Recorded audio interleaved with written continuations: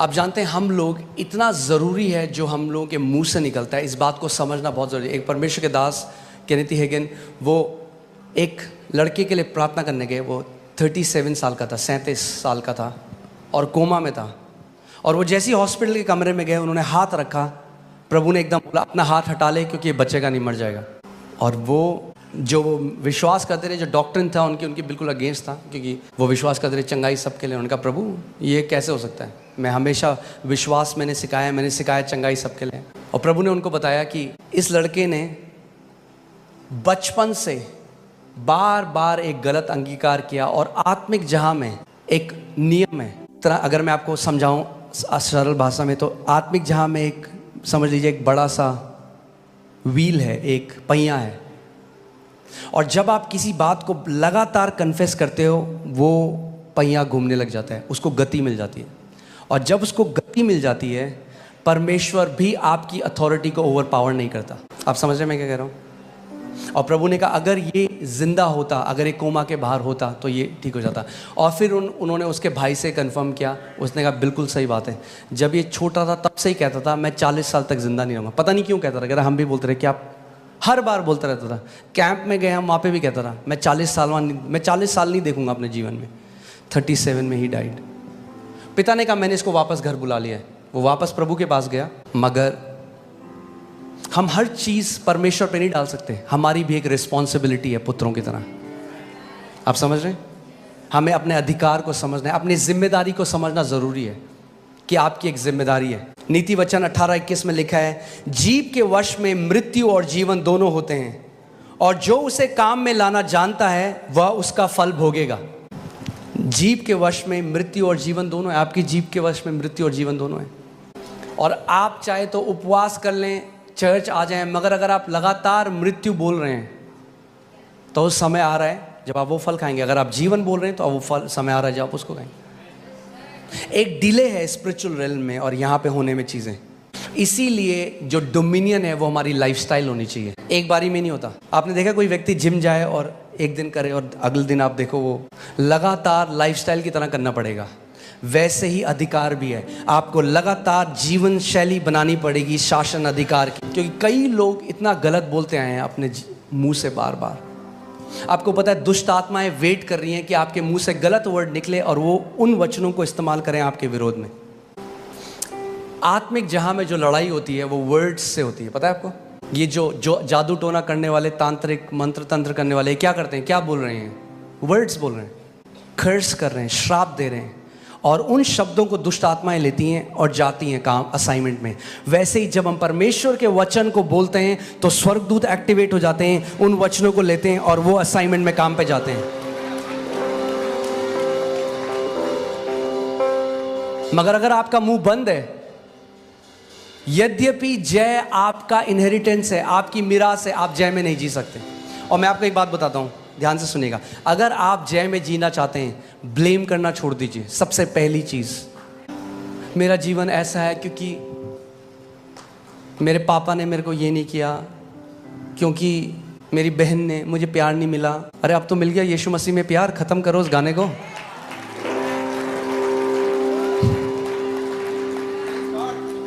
और सच्चा प्यार मिला है। रोमियो 5:5 में लिखा है, परमेश्वर ने पवित्र आत्मा के द्वारा प्रेम को, पिता के प्रेम को हमारे दिल में उंडेल दिया है। और अगर आप विक्टोरियस जीना चाहते हैं, जयवंत जीना चाहते हैं, आपको एक बेचारेपन की विक्टिम मेंटालिटी से बाहर आना पड़ेगा। कई लोग सेम स्टोरी बोल रहे हैं 40 साल से, उसने मेरे साथ ऐसा किया। और वो जब बोलते रहते हैं, दुष्ट आत्माएं बहुत खुश होती हैं, वाह बोलता रहे, तेरे को हम दबा के रखेंगे जिंदगी भर। मगर जिस दिन वो परमेश्वर के वचनों को बोलने लग जाएंगे, जिस दिन वो परमेश्वर के पुत्र के अधिकार को समझने लग जाएंगे, वो ट्रांसफॉर्मेशन अपने जीवन में होने देगी।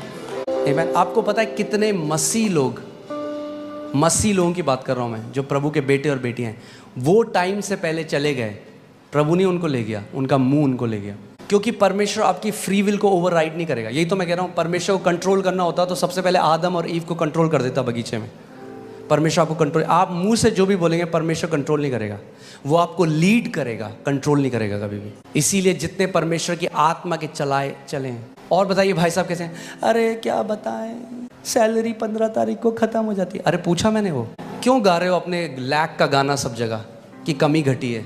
अरे बोलो मसीह में मैं आशीषित हूं। देखो क्या होगा, जितना कमी घटी बोलोगे उतना कमी घटी में जियोगे, जितना अबंडेंस बोलोगे उतना अबंडेंस में जियोगे, जितना चंगाई बोलोगे उतना चंगाई में जियोगे, जितना ब्लेसिंग बोलोगे उतना ब्लेसिंग में जियोगे। आमीन। अरे पास्टर बहुत बुरा टाइम आने वाला है, आपको पता है इलेक्शन आने वाले हैं।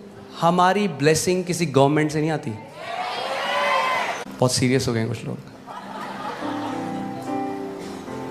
अब्राहम और लूत उसका जो कजन था, लूत ने देखा हरी चराइयां, यहां है ब्लेसिंग।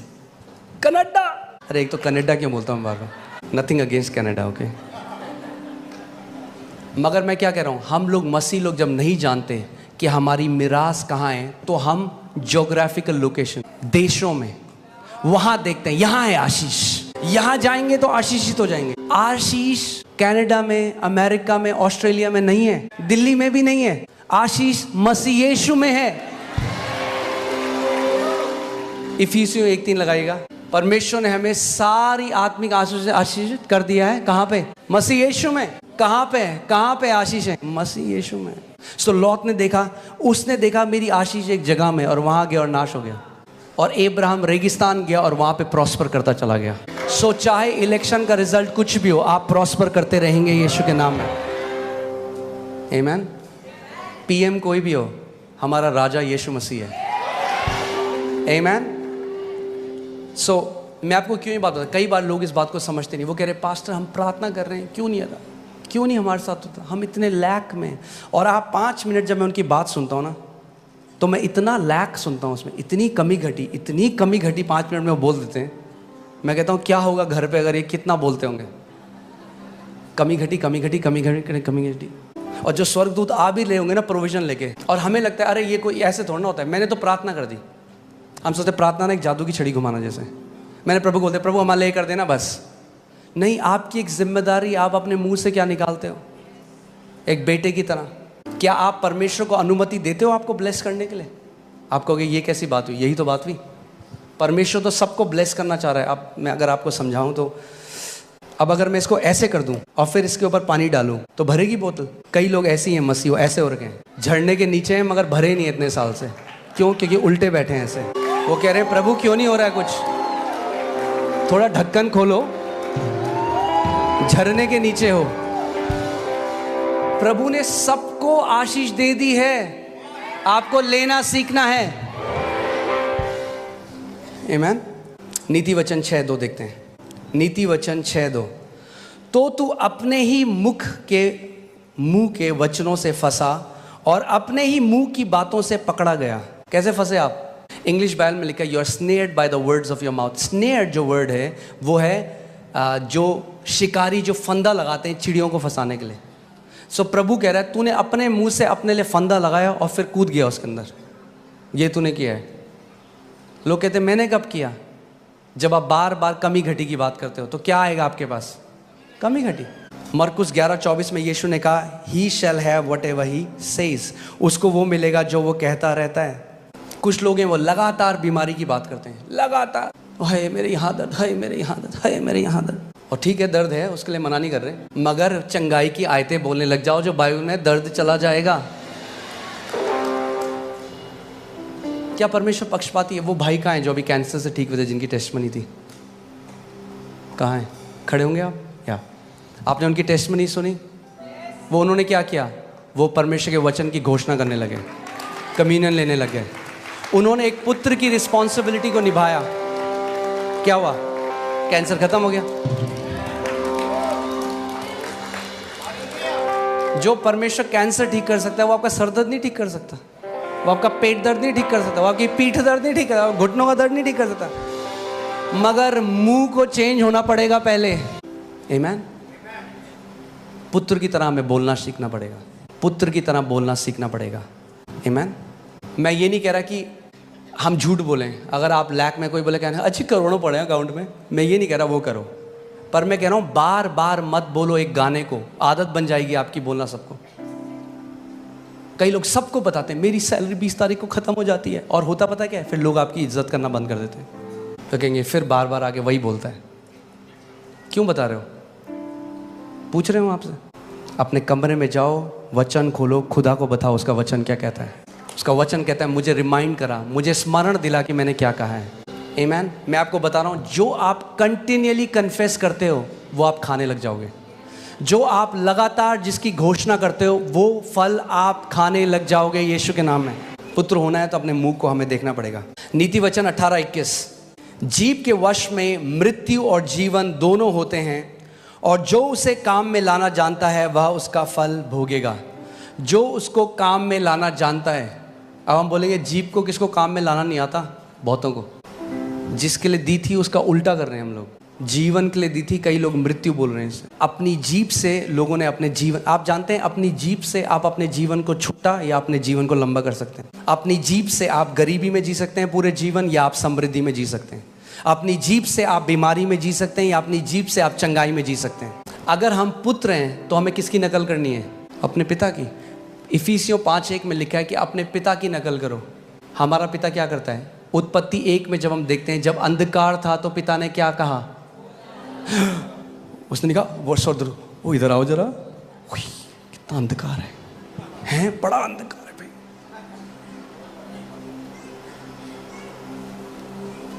कई लोग स्टेटस लगा लेते हैं। अब सारे रिश्तेदारों को बता दे आप कैसे, और सबको बता क्या करें, व्हाट्सएप स्टेटस लगा देते हैं। जब दिल टूटता है तो कोई अपना साथ नहीं देता।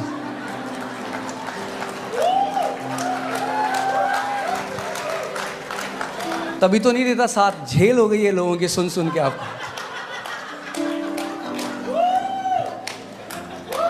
सिंपैथी मत ढूंढो, वचन को ढूंढो, जीवन बदल जाएगा। सिंपैथी आपका जीवन नहीं बदलेगी। एक दिन लोग कहेंगे हाँ हाँ भाई साहब बड़ी बड़ी गलत बात है भाई साहब, उसके बाद वो भी निकल लेंगे, कट लेंगे। सिंपैथी नहीं चाहिए। सिंपैथी जीवन को नहीं बदलती, वचन है। नीति वचन 4:22 लगे। वचन में लिखा है जो उसके वचन को खोजते हैं उनके लिए वो जीवन बन जाता है। अगर आप वचन को खोजने वाले हैं तो ये आपके लिए क्या बन जाएगा? जीवन। एक मेहनत हमें करनी जरूरी है। लेबर, नए नियम में एक ही मेहनत है। आप जानते हैं क्या मेहनत है? वचन में मेहनत करनी। वचन में मेहनत करनी बहुत जरूरी है नए नियम में हमें। यानी जो इस समय आपकी जो भी प्रॉब्लम है, हो सकता है आप बीमारी में हो सकता है आप कर्जों में हो, जो भी है, आप उस हिसाब से वचनों को निकालिए और उन वचनों पे मनन करने लग जाइए। अपने दीवार पे उसको लगा दीजिए। एक लेबर हमें करना है वचन में। आमीन।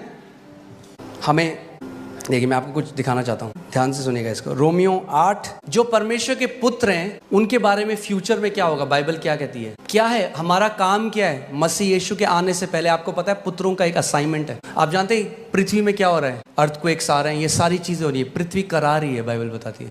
पढ़ते हैं, आपके बाइबल में लिखा है, आप देखिए रोमियो 8:18 से हम पढ़ेंगे। क्योंकि मैं समझता हूं कि इस समय के दुख और कलेश उस महिमा के सामने जो हम पर प्रकट होने वाली है कुछ भी नहीं है। आमीन।